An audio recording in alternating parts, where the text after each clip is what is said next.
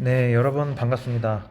이번 시간에는 그 1-2강에서 정리를 했었던 인권의 침해를 받았을 때 어떠한 방법으로 도움을 요청할 것인지, 그 사람을 구제해 줄 수 있는 것인지를 저랑 같이 공부를 했었어요. 그래서 그 1-2강을 다시 한번 교과서 중심으로 이제 살펴보려고 합니다.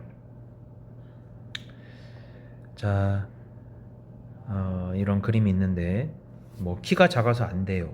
또는 뭐 간호학과를 나와서 병원에서 일하려고 하는데 남자 간호사를 뽑지 않는다고 해요.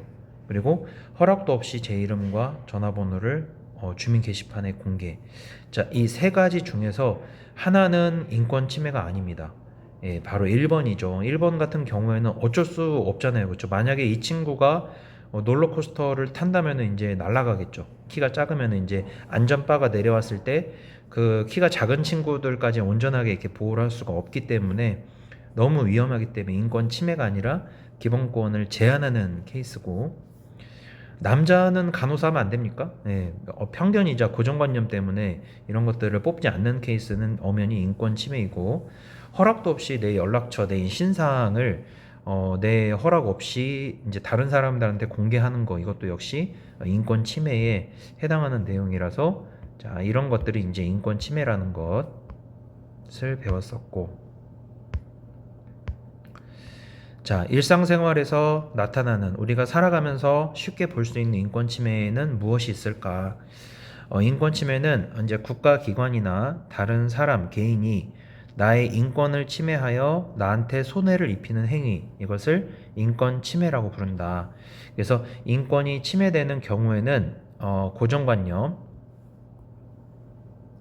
어떠한 특정한 집단이나 사회에서 특정한 대상에 대해 많은 사람들이 공통으로 갖고 있는 생각, 감정적인 판단, 이것을 고정관념이라고 해요. 뭐 남자면은 이렇게 해야지, 뭐 여자라면 당연히 이렇게 해야지, 뭐 이러한 생각들. 자, 편견은 너 누구 편이냐 할 때 편자는 치우칠 편자입니다. 한쪽으로 치우쳐진 의견이란 뜻이에요.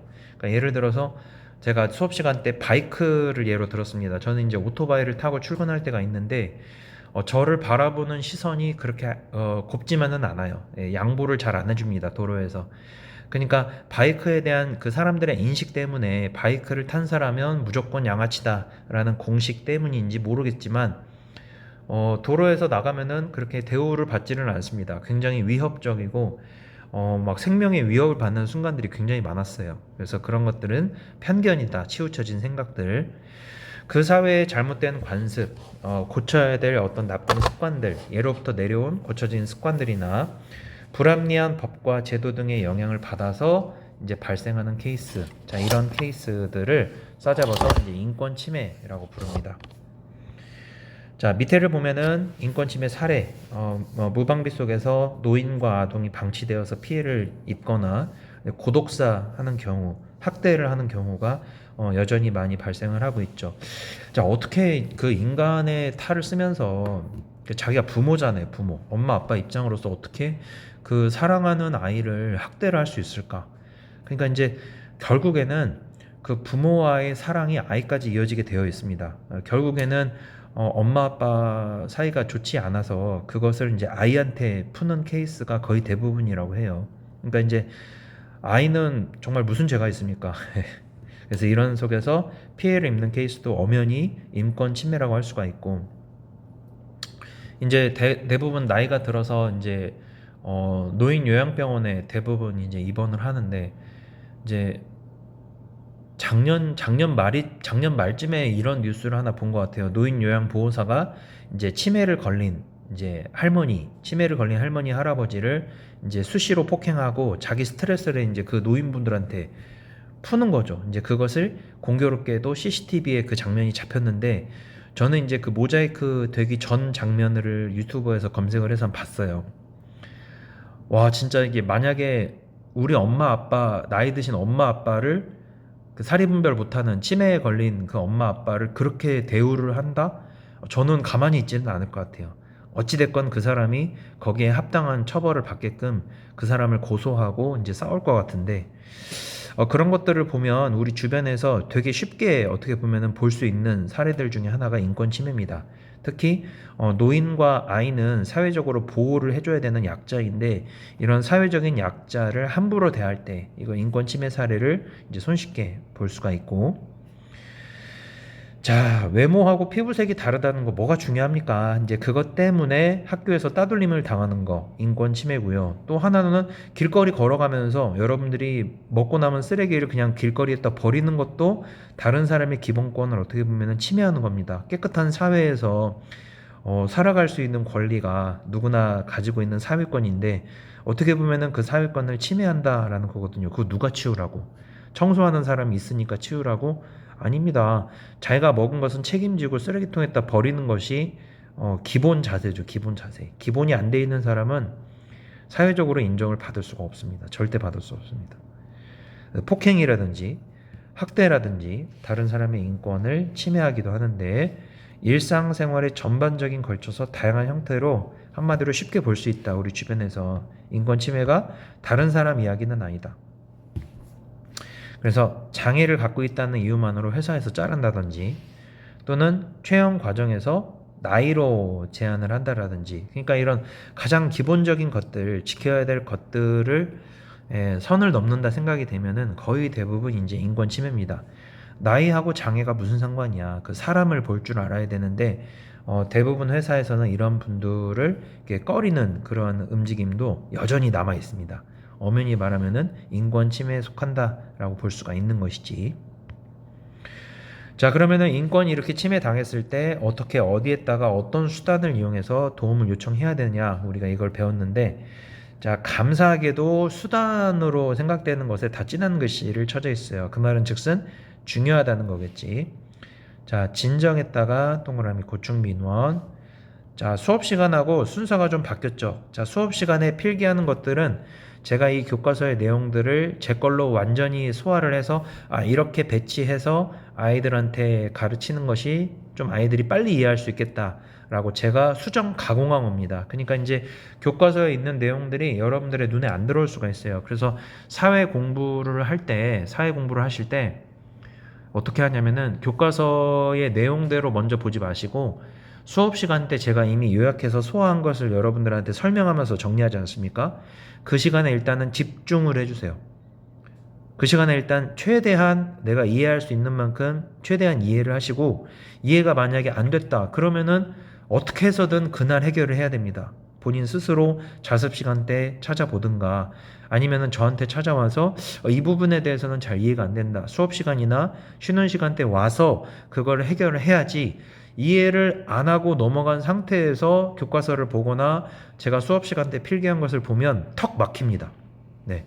그래서 수업 시간 때 일단 집중을 하시고 자, 반드시 그날 배운 내용은 그날 복습하는 것이 제일 좋아요. 그래서 그날 필기한 것들을 중심으로 속으로 본인 스스로 중얼거리면서 설명을 해보는데 중간에 탁탁 막히는 부분들이 있단 말이야. 내 스스로한테 설명이 안 되는 그 부분의 교과서만 찾아서 다시 한번 그 부분만 공부를 하는 거죠. 교과서를 중심으로.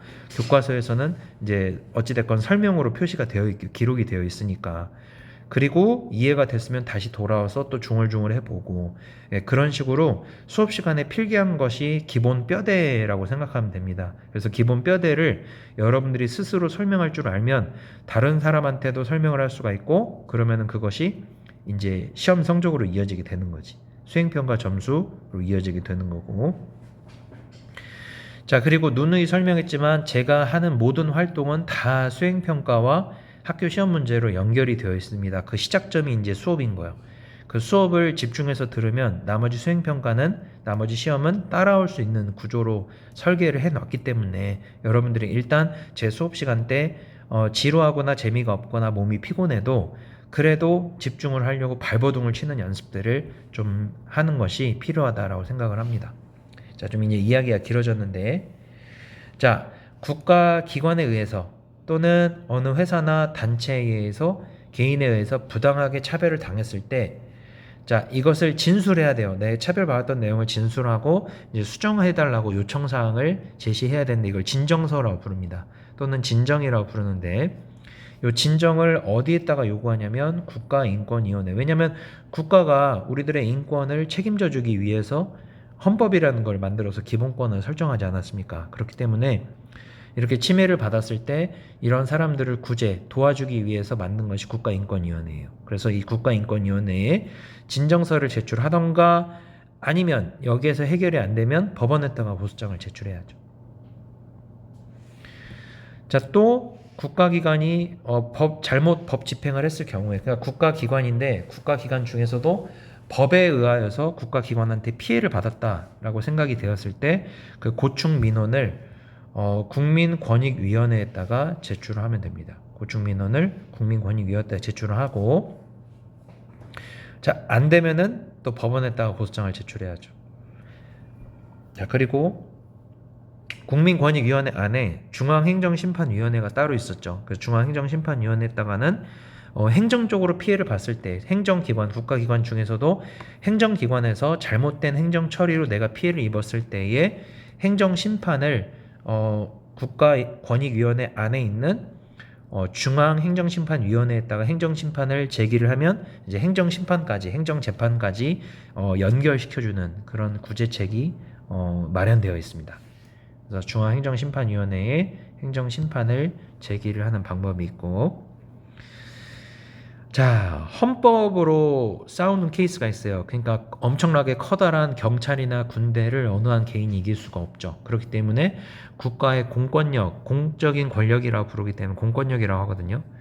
그 공권력으로 인해서 피해를 받았을 때에는 스케일이 크니까 크게 싸워야 됩니다. 헌법으로 싸워야 됩니다. 그래서 헌법 소원, 헌법을 통해서 항소문을 제출하기를, 고소장을 제출하기를 원한다. 그래서 이것을 헌법 소원이라 부르고, 이 헌법 소원을 헌법재판소에 제출을 하면 됩니다. 자, 다음 페이지. 뭐 이런 케이스, 임신하면은 대학원 못 다녀요. 어머니 인권 침해 사례에 해당이 되죠. 그래서 국가인권위원회에다가 이제 진정서를 제출을 하면 되겠지. 자, 그리고 스스로 확인하기가 남았네. 자, 개인이나 단체 또는 국가기관이 다른 사람의 인권을 해치거나 방해하는 것을 인권침해라고 한다. 남자 또는 여자라는 이유만으로 채용 시 불이익을 받는 것은 인권침해다. 맞고, 개인이나 단체에 의해 부당하게 차별당한 사람은 국민권익위원회에 행정심판을 제시할 수 있다. 자, 개인이나 단체에 의해 부당하게 차별을 당한 사람은, 자, 국민권익위원회가 아니라 국가인권위원회에다가 진정서를 제출하면 되겠죠. 그렇죠? 그래서 이거는 X, 5였고, 자, 다음 만풀선의 빈칸에 들어갈 구제 방법을 써보자. 공권력에 의하여서 스케일이 크죠. 그래서 스케일이 큰 헌법으로 싸워야 되기 때문에 헌법재판소에다가 헌법 소원, 나는 원한다. 고소장을 헌법으로 고소장을 제출하기를 원한다. 그래서 헌법 소원을 청구할 수가 있다까지 여러분들이 정리를 하면 1-2강까지의 내용을 다시 한번 살펴봤습니다. 복습 끝.